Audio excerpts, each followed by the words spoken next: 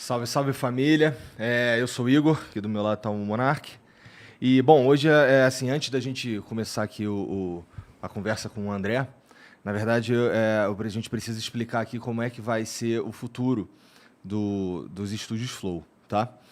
Bom, todo mundo sabe o que aconteceu aí, todo mundo viu a nota, todo mundo está a par do que está acontecendo, tá em tudo quanto é portal de notícia e tudo mais. Bom, eu preciso, na verdade, reafirmar para vocês que o Monark realmente está sendo desligado dos estúdios Flow. Vocês sabem que ele era sócio aqui meu sócio, na verdade, de 50% do Flow. Então a gente tinha meio a meio. E o que vai acontecer aqui é que eu vou comprar a metade dele até para ele ter uma. Porque eu não acredito que seja justo que ele tenha me ajudado a construir isso durante os últimos anos aí e abra mão de tudo isso. Isso vai acontecer de forma... Assim, existem os trâmites legais, né? Os advogados, os contadores lá precisam retificar as coisas na empresa e tudo mais. Mas a verdade é que esse é o último programa do Monark aqui comigo nessa mesa.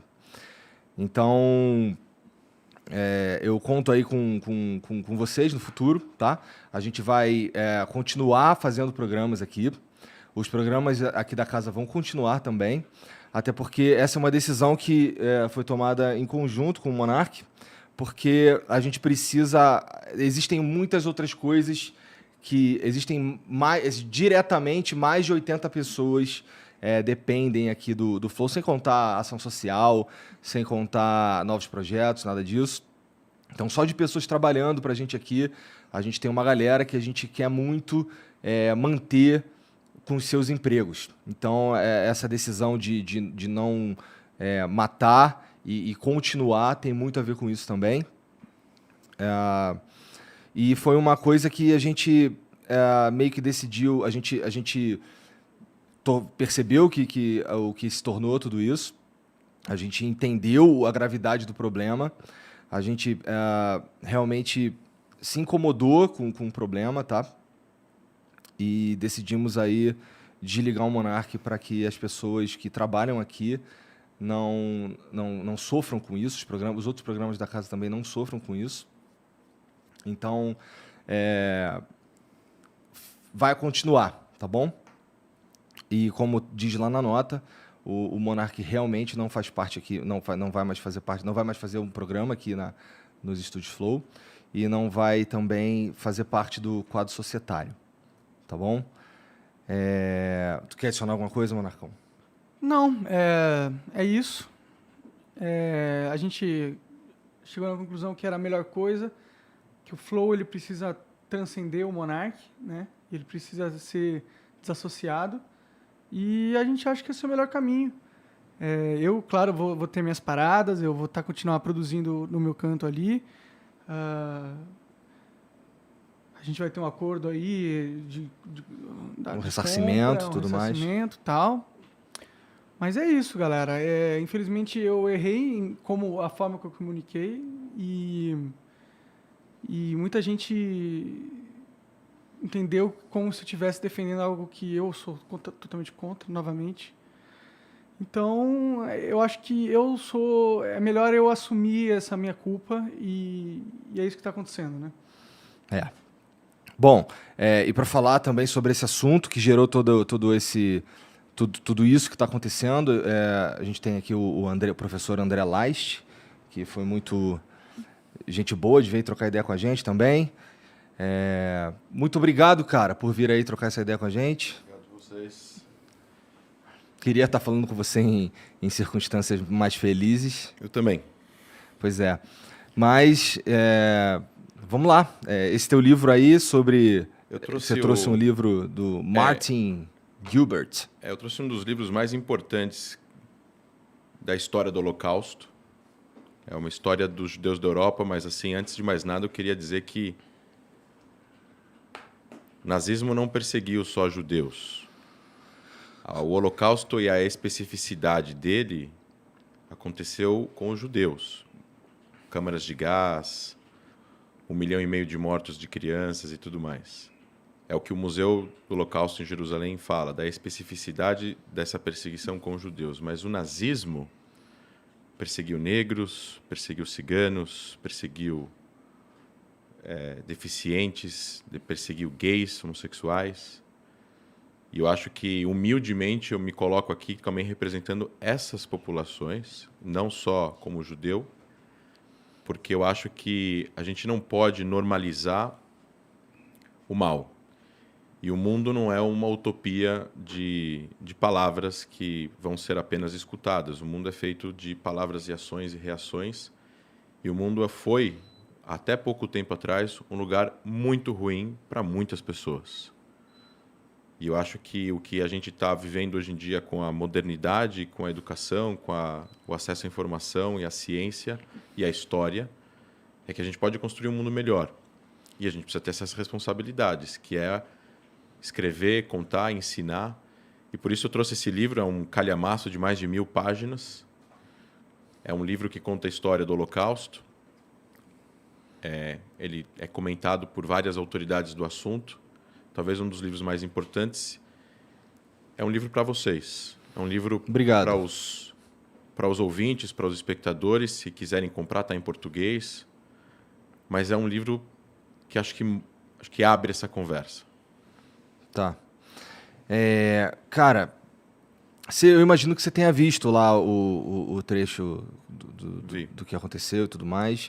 O que você tem para falar sobre aquilo?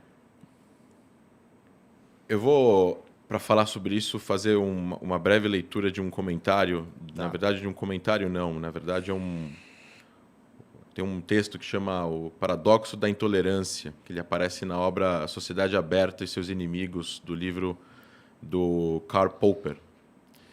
Ele fala sobre a crítica extensamente às ideias filosóficas que deram origem na opinião do autor aos movimentos totalitários do século XX. Todo o livro é uma defesa da sociedade aberta e pluralista, da racionalidade e do falibilismo. Ele fala, eu não vou ler o texto inteiro, ele fala assim: devemos, pois, reservar o direito, em nome da tolerância, de não tolerar os intolerantes. Devemos afirmar que qualquer movimento que prega a intolerância está fora da lei e considerar criminoso o incitamento à intolerância e perseguição, da mesma forma que é criminoso o incitamento ao homicídio, ao rapto e ao reavivar da escravatura. Em resumo, a tolerância ilimitada levará ao desaparecimento da tolerância. O que eu quero dizer com isso? A República de Weimar, que foi o governo alemão antes da subida de Hitler no poder, ele acreditava nessa inclusão de várias ideias e, com isso, o Partido Nazista concorreu democraticamente às eleições na Alemanha e venceu. E o primeiro ato deles foi acabar com toda a sociedade civil alemã, com todas as instituições democráticas e perpetuar o que eles perpetuaram na Segunda Guerra Mundial, com 50 milhões de mortos, com 6 milhões de judeus, com diversos centenas de milhares de várias outras minorias. Essa abertura que eles deram em nome desse debate de ideias, o outro lado não entende esse debate de ideias. O outro lado não está interessado em debater ideias, o outro lado está interessado em tomar o poder com golpe e impor a sua vontade, que no caso do nazismo especificamente, é voltado a uma ideologia radical, extremista, genocida, baseada em raça. Não só em raça, mas na ideia de um ser humano geneticamente melhor que o outro. Já foi provado pela ciência que isso não existe. E para que a humanidade possa, entre aspas, sobreviver, como diz no livro Sapiens, de Yuval Harari, o escritor israelense premiado, eles acreditavam que eles estavam fazendo um bem para o mundo, o nazista. E eles mataram pessoas que, independentemente da idade ou do sexo, eles acreditavam que eram seres inferiores. Esse tipo de debate, dentro de uma sociedade democrática, ele não pode ser permitido, porque você não tem como debater com aquele que, se subir no poder, vai matar você. Isso está fora do campo democrático das ideias. É como você colocar um partido que é uma organização criminosa, como o PCC, ou você colocar, ou como a gente imaginar agora, grupos terroristas concorrendo a eleições nos países que eles estão se alojando no Oriente Médio. Isso é ruim para a sociedade, é ruim para a humanidade e ruim para o futuro do mundo. E acho que no mundo que nós vivemos hoje em dia, com a polarização política, com um ano de eleição no Brasil, com crises humanitárias acontecendo pelo mundo, onde a gente está vendo cada vez mais o aumento do radicalismo, do preconceito. E eu acho que a gente não tem que normalizar isso. E não é só sobre o nazismo, né? Quando a gente escuta frases assim em diversos lugares da sociedade que tem uma voz que influenciam pessoas contra gays, contra negros, contra qualquer outra minoria que seja, a gente precisa consertar isso. Precisa haver redenção, precisa haver pedido de desculpas, retratações. As devidas instâncias jurídicas têm que fazer o trabalho deles, não é o meu caso aqui como historiador, e a gente precisa ensinar as pessoas, os mais jovens, as crianças, isso não é legítimo, não se pode normalizar a esse tipo de conduta, porque a conduta de vamos trazer para o debate político no Brasil, por exemplo, como foi mencionado, um partido nazista, isso não faz parte do debate democrático. Existem partidos de extrema esquerda no Brasil, existem partidos que, eventualmente, são extremamente criticados pelas suas posições, mas acredito eu que se um partido, seja ele qual for, colocar nos seus protocolos, nos seus estatutos, que eles prezam pela destruição de uma minoria, pela morte de uma minoria, pelo genocídio de uma minoria, eles não vão ter autorização do Tribunal Superior Eleitoral para concorrer a eleições. Então, não é comparável, né? Eu tenho sérias críticas a partidos extremistas, seja de um lado ou de outro, mas ainda assim, não é comparável. Para você colocar no campo das ideias o que a gente deseja para construir uma sociedade mais democrática, mais livre, com liberdade de expressão, mas essa liberdade de expressão ela não pode ser incitação ao ódio, à violência, ao estupro, ao rapto, à volta da escravidão, num país que teve a maior quantidade de escravos importados da Europa, 3,5 milhões, 4,5 milhões de escravos, é mais do que todos os países da América juntos, mais que todos os países da América juntos. O Brasil importou 4,5 milhões de escravos e é o país que mais tempo teve escravidão e que foi o último a abolir a escravidão. A gente não pode normalizar com isso. A gente precisa educar as pessoas, combater esse tipo de o discurso que tenta normalizar. Não é ok, vamos trazer isso para o debate. Não, isso não é ok, não faz parte do debate. O debate, se a gente abre o debate, como ele falou no final, se a gente abre o debate ilimitado para a tolerância, a gente acaba com a tolerância, a gente acaba com a coexistência, a gente acaba fazendo com que essas pessoas intolerantes possam vir a dominar o poder e aí a gente vai acabar com a liberdade total que as pessoas têm. É que eu não sei muito o que falar nessa situação, porque eu não sou a favor de nada disso, né? Do nazismo e tal, essa parada, né? E eu peço desculpa, porque do jeito que eu falei lá, dá pra entender essa porra, né? Então eu não sei muito o que falar. Eu sempre tratei todo mundo muito bem, eu nunca fui de nenhum grupo que tenha qualquer associação a esse tipo de coisa, então... Bom, isso, eu né? acho que o ponto aqui passa mais pelo lance da conscientizar que qualquer tipo de não é... Qual palavra eu vou usar? Qualquer tipo de, talvez, menção ao nazismo, ela traz coisas muito carregadas. Essa palavra é uma palavra que tem um significado muito pesado para a humanidade. Exato. Né? Então, realmente, trazer esse tipo de pensamento pro debate político... Como se fosse algo legítimo. Como se fosse algo legítimo, algo que é uma mera oposição de ideias, não faz sentido. Exato. Porque o nazismo, o não cerne do nazismo é a violência. Ele não se opõe a outras ideias, ele extermina as outras ideias. E outras, não só ideias, ele extermina as pessoas. Pessoas. Exato. As ideias, as pessoas, independentemente do que as pessoas pensam também.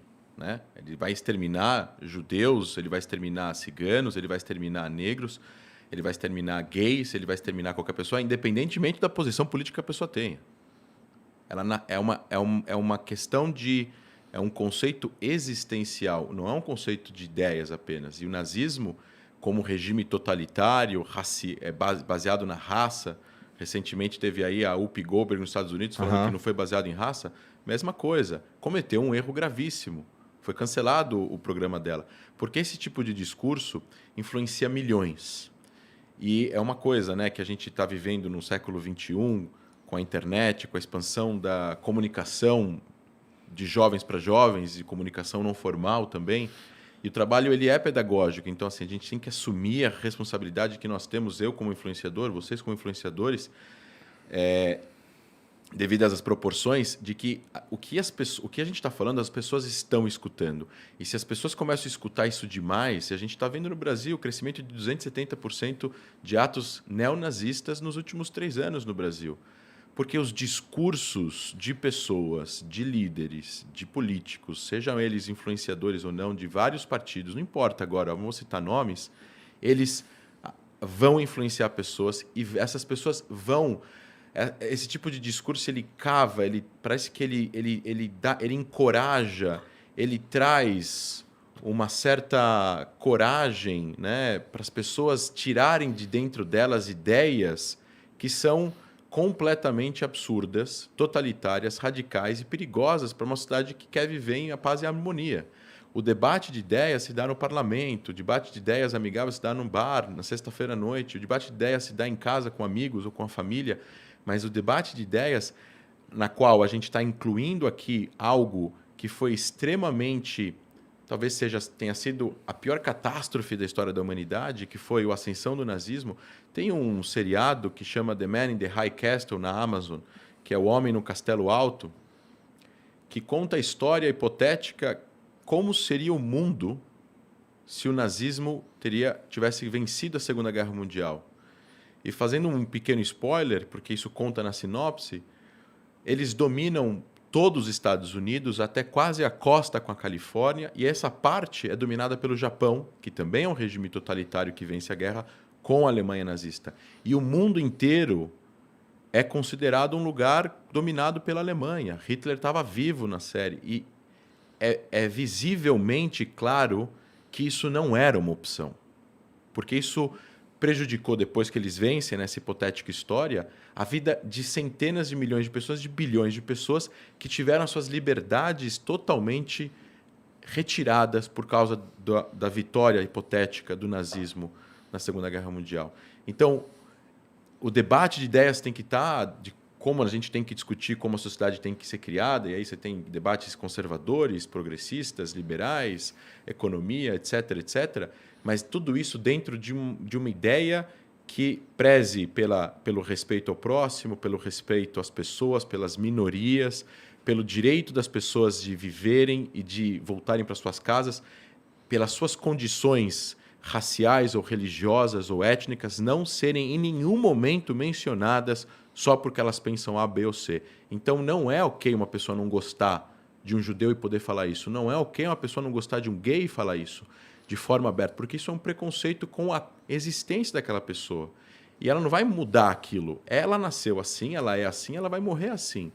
E isso não é ok. Debater ideias de como construir uma sociedade mais justa, mais rica, falar de economia é uma coisa.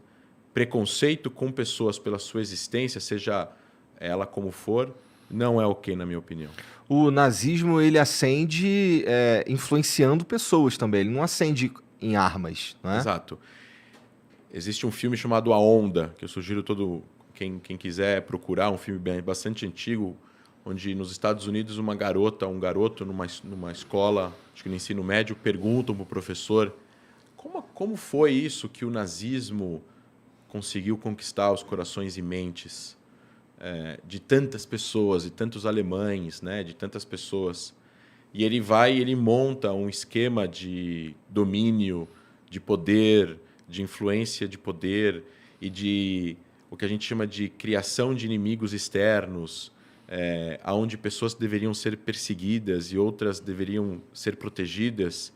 E ele cria um sistema, um microsistema na escola, como se fosse um regime nazista. E aí ele, em um dado momento, ele acaba mostrando a realidade para os estudantes num evento, e isso é muito marcante.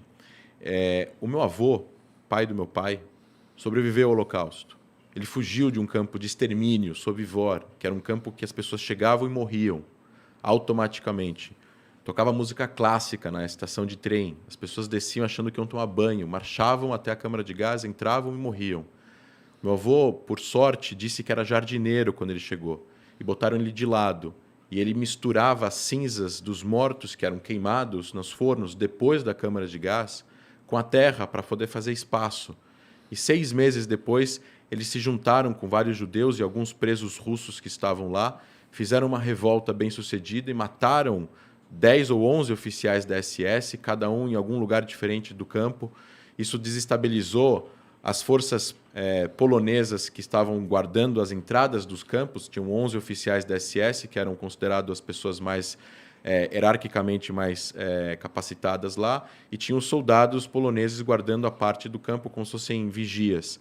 Eles se desestabilizaram e muitos judeus fugiram. Meu avô participou da revolta, matou um nazista e fugiu. 300 pessoas fugiram, 55 sobreviveram dessa fuga. Meu avô foi um deles, senão não estava aqui hoje. E meu avô conta num filme, num documentário que o Spielberg fez ao redor do mundo, filmando várias pessoas que sobreviveram ao Holocausto. Meu avô participou desse documentário em 96, ele contou a história dele. Ele tinha que fugir dos poloneses, porque a fisionomia dele confundia os alemães. Não entendiam ele como judeu, mas os poloneses não judeus identificavam ele como judeu. E ele foi várias vezes pego por poloneses que não eram alemães, e foi enterrado vivo e foi colocado em poços de lama para se afogar, e ele conseguiu sobreviver umas 3 vezes a tentativas de assassinato depois que ele fugiu do campo de extermínio. E o que os poloneses então estavam tentando fazer se ele estava fugindo do campo de extermínio? Porque esses poloneses, eles também aprenderam em algum lugar esse discurso de ódio. Eles também acreditaram nesse discurso de que é ok odiar uma minoria, é ok colocar como bode expiatório e é ok matar uma pessoa. Quando a gente não protege o mal, Elie Wiesel, que foi um grande caçador de nazistas, ganhou o Prêmio Nobel da Paz, já faleceu. Ele tinha um instituto que educava sobre o Holocausto e perseguia e tentava identificar nazistas que conseguiram escapar à justiça após a Segunda Guerra. Ele dizia que para o mal vencer, o bem não precisa fazer nada. E Einstein também falava algo parecido com isso. Então, eu acho que é muito importante as pessoas entenderem. Eu acho que os seguidores do Flow, como o maior podcast do Brasil, precisam entender. A gente precisa estudar essas questões. A gente precisa construir no Brasil e continuar construindo uma sociedade mais fraterna com as outras pessoas que são diferentes, sem preconceitos. E isso, para acontecer, não pode haver, de jeito nenhum, uma normalização, uma banalização, uma normalização de um dos períodos mais sombrios que aconteceu na história da humanidade. O Brasil foi palco. O Brasil foi o país que teve o maior partido nazista fora da Alemanha durante a Segunda Guerra Mundial. Recentemente... Houve um partido nazista no Brasil. Houve um partido de 3 mil pessoas, os integralistas, com passeata, com suástica, com a bandeira do Brasil do lado da bandeira nazista. Eu recomendo a todos que moram em São Paulo ou que eventualmente visitem a cidade, visitarem o Museu Judaico. Lá tem uma exposição sobre isso e mostram as fotos sobre essas passeatas no Brasil. É assustador imaginar que isso aconteceu no Brasil. Então a gente precisa sim falar sobre isso, a gente precisa sim combater o intolerável. O intolerável não tem espaço. Eram brasileiros influenciados pelo discurso alemão. Exato. E assim, os discursos de ódio, assim, numa sociedade existe de tudo. E a gente nunca vai acabar completamente com o preconceito, com o racismo. Isso é uma coisa, acho que, endêmica do ser humano. Se você viajar para os países mais desenvolvidos, vai ter pessoas que pensam coisas ruins. Pega a Noruega, com aquele atentado daquele terrorista norueguês que entrou num campo de juventude e fuzilou um monte de gente. Tem até um filme que conta isso. A Noruega, um dos países mais avançados do mundo, um dos sistemas educacionais mais avançados do mundo, existe, sim, uma tendência em que a humanidade precisa se educar o tempo todo. A gente está o tempo todo precisando educar os outros e falar sobre assuntos que levem as pessoas a reflexões para a gente conseguir construir sempre uma cidade melhor. Vai diminuir, não vai desaparecer, mas isso não pode ser normalizado. Precisa ser combatido. No Brasil é ilegal a apologia ao nazismo. No mundo inteiro tirando nos Estados Unidos, por questões culturais dos Estados Unidos, a maioria das pessoas e dos países são contra essa liberdade que existe nos Estados Unidos. Recentemente passou um vídeo de uma passeata nazista em Orlando, onde as pessoas estavam com bandeiras nazistas. Há poucos anos atrás teve naquele caso de Chernobyl, acho que é o nome da cidade, onde teve protestos dos dois lados, teve atropelamento, teve morte. A gente não pode normalizar. Aquela foto daquele policial negro protegendo pessoas que estão com bandeiras nazistas. Que se pudessem chegar ao poder, eles com certeza matariam ou com certeza perseguiriam aquele mesmo policial que estava protegendo a vida deles, para eles poderem gozar da sua pseudo-liberdade de protestar ou de falar o que eles tinham lá para falar. E isso é uma coisa que eu acho que a sociedade precisa entender. Tem discursos, tem maneiras, tem ideias que elas são tão perigosas para a própria sociedade que elas precisam ser combatidas no início, no começo, na educação primária, na educação do ensino médio, no sistema jurídico, na política, na mídia, na academia, em todos os lugares, porque a gente não pode normalizar. Porque se a gente normaliza, a gente tende a repetir isso. Não quando a gente, talvez não nós, mas futuras gerações. Por isso que é tão importante. Tu diria que existe um trabalho nesse sentido, de educação para conscientizar e tudo mais? Existe legislação no Brasil, existe conscientização, mas tem que sempre continuar a fazer mais. Porque quanto mais a gente saber disso, mais as pessoas jamais concordariam com uma ideia de que um partido nazista seria ok participar do debate democrático e de eleições no Brasil. Não é ok em nenhuma instância isso. E se tiver alguém que se convenceu que isso era ok, não, isso não é ok, isso é ilegal no Brasil, é amoral, é antiético e é perigoso. E é por isso que é muito importante, mais ainda, a gente conseguir trazer esses temas à tona. Eu até sugiro você deixar, por alguns programas, se você quiser, o livro na mesa para trazer talvez essa conscientização. Eu posso te mandar os links do Museu Judaico, tem o Museu do Holocausto em Curitiba, tem o Memorial do Holocausto no Rio de Janeiro, tem vários lugares. E eu volto e repito o que eu falei no começo. O nazismo não é apenas uma questão judaica, né? O nazismo não perseguiu apenas os judeus.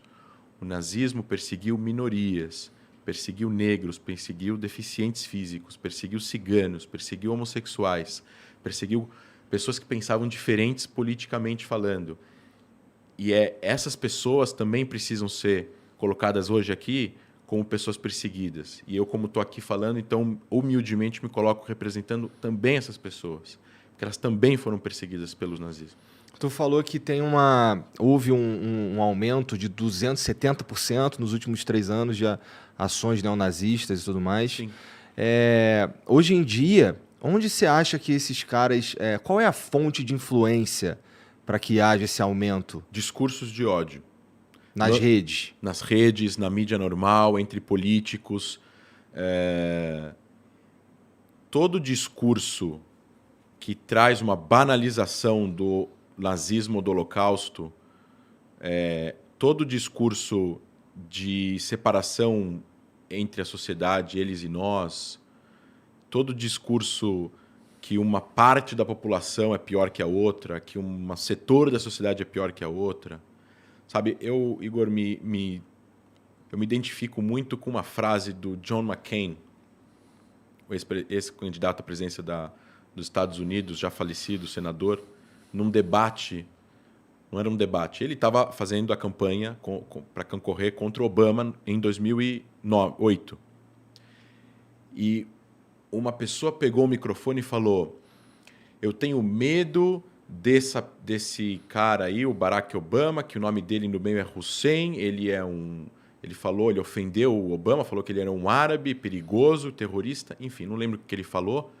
E o McCain fez, não, senhor, pegou o microfone da mão dele e falou, ele é um homem decente, um político decente, olha, com candidato concorrendo contra ele nas eleições. Ele falou, um candidato decente, um homem decente, que apenas diverge de mim em quase todos os assuntos que estamos conversando aqui sobre o futuro desse país. Mas é uma pessoa que ama o país, é uma pessoa que ama os Estados Unidos e ele rejeitou o discurso racista dele. Então, acho que é isso. Acho que políticos, pessoas que têm influência, jornalistas, acadêmicos precisam, sim, o tempo todo rejeitar esses discursos. Professores nas escolas, porque isso essas pessoas se influenciam por N coisas. Né? Você tem hoje em dia acesso à internet. Recentemente teve um rapaz jovem no Sul que postou um vídeo, ele foi processado, fazendo apologia ao nazismo, fez a insinuação com o braço, falou as frases que se falavam na Alemanha em 1933 até o fim da guerra, e ele foi processado. Esse tipo de coisa, ele se retroalimenta entre eles e se alimenta de discursos de influenciadores que dão a eles coragem de continuar fazendo isso. Quando isso não acontecer, como isso não vai acontecer? Com educação, com processos jurídicos, com